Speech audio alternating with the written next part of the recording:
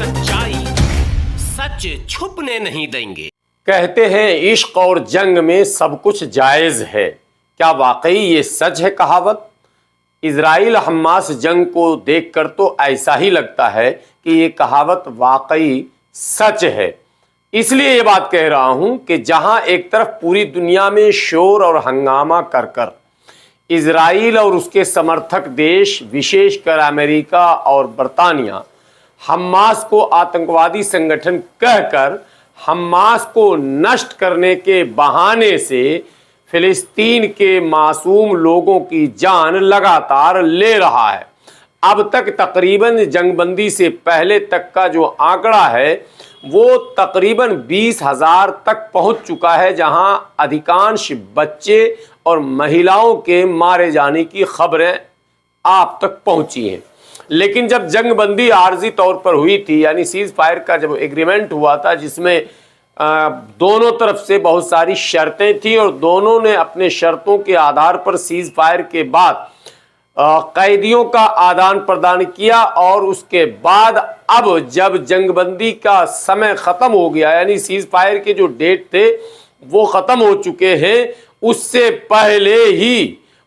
पहले ही इजराइल ने West Bank, जी हां, आपने सुना होगा कि फिलिस्तीन के राष्ट्रपति महमूद अब्बास, आपने नाम सुना ही होगा, महमूद अब्बास, यानी वो फिलिस्तीन के राष्ट्रपति हैं, वो हमास के राष्ट्रपति नहीं है। और हमास एक आतंकवादी संगठन है, यह आरोप अमेरिका, बरतानिया, इजराइल और पूरे यूरोप के देश लगातार लगा रहे हैं। तो आप हमास की आड़ में, हमास का गढ़ उत्तरी गाजा है, ये अब तक कहा जा रहा था, और हमास के अड्डे भी उत्तरी गाजा में हैं, ये भी कहा जा रहा था। हमास के टनल भी उत्तरी गाजा में हैं, उसके बंकर भी उत्तरी गाजा में हैं, उसके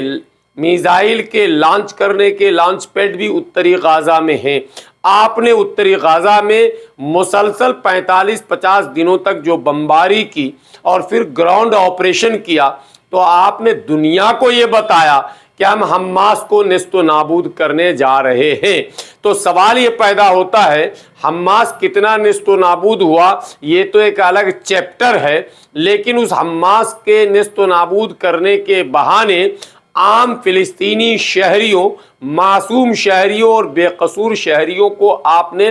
बर्बाद कर दिया, उसको खाना बदोश बना दिया, और तकरीबन 20,000 जिंदगियों को आपने छीन लिया। लेकिन सिर्फ उत्तरी गाजा तक इस लड़ाई को इजराइल ने महदूद नहीं रखा, यानी उत्तरी गाजा तक ही ये सीमित नहीं है।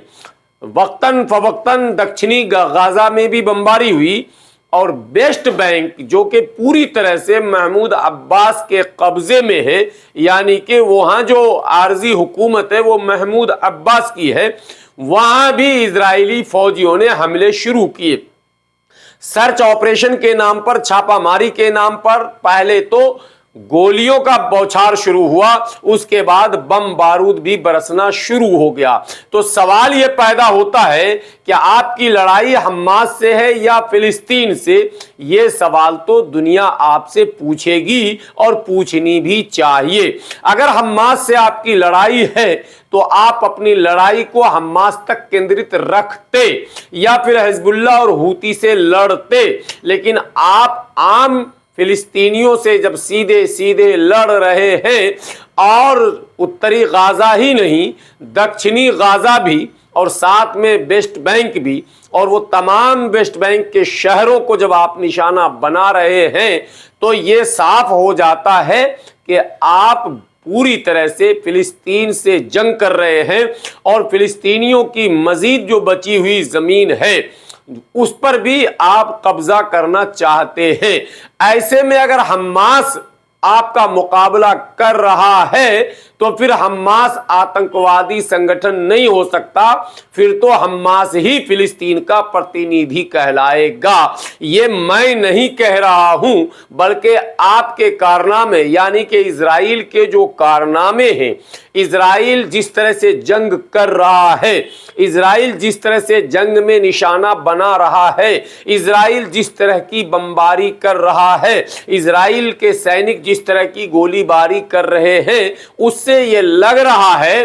कि इजराइल की लड़ाई हमास नाम के एक सिर्फ संगठन से नहीं है, बल्कि पूरे फिलिस्तीनियों से है। और अगर एक कदम आगे बढ़कर कह दिया जाए, जो तस्वीर बार बार नेतन्याहू दिखाते हैं जिसमें ग्रेट फिलिस्तीन का नक्शा है, उसको अगर देखा जाए और समझा जाए तो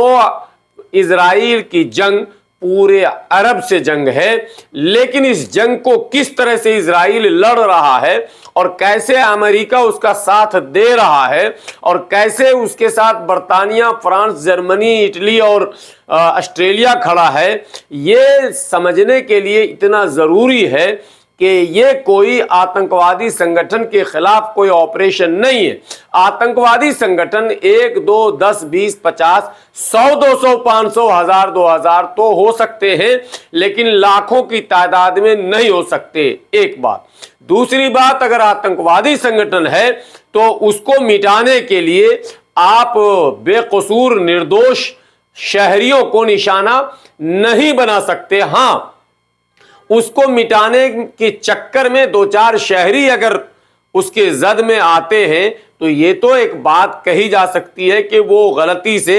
जद में आ गए। लेकिन आपने जिस तरह की बमबारी की है और अमेरिका ने जिस तरह से आंख बंद करके इसका समर्थन किया है, उससे तो ये साफ हो जाता है कि ये जंग सिर्फ हमास और इजराइल की जंग नहीं है, बल्कि ये जंग आम फिलिस्तीनियों और अरबों के खिलाफ एक बड़ी साजिश है और उसकी ज़मीनों पर कब्जा करने का एक प्लान है, जिस पर CIA, मोसाद समेत तमाम यूरोप की इंटेलिजेंस एजेंसियां और तमाम यूरोपीय सरकार मिलकर इस काम को अंजाम देने में लगी है। यह अलग बात है कि अरब के कुछ बादशाहों के आंख अभी भी नहीं खुले हैं, लेकिन सच्चाई यही है कि वेस्ट बैंक में जिस तरह से हमले हो रहे हैं और आज जो दक्षिणी गाजा में बमबारी की धमकी दी गई है और ये कहा गया है कि चाहे खान यूनुस हो, चाहे जेनिन हो, चाहे दूसरे तमाम वो बड़े शहर हो,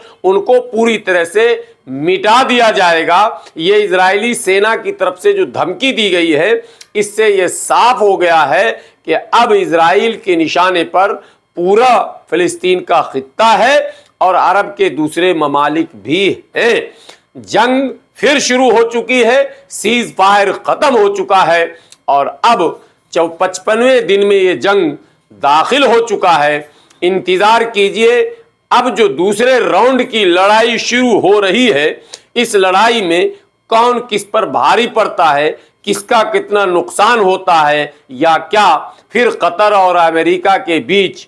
एक बैठक हो और फिर सीज फायर का कोई फार्मूला सामने आए। इन सब चीज़ों पर हमारी भी नज़र है, आपकी भी नज़र है। बने रहे देश की सच्चाई के साथ। इसी तरह के स्टोरी के साथ फिर हाजिर होऊंगा। शुक्रिया।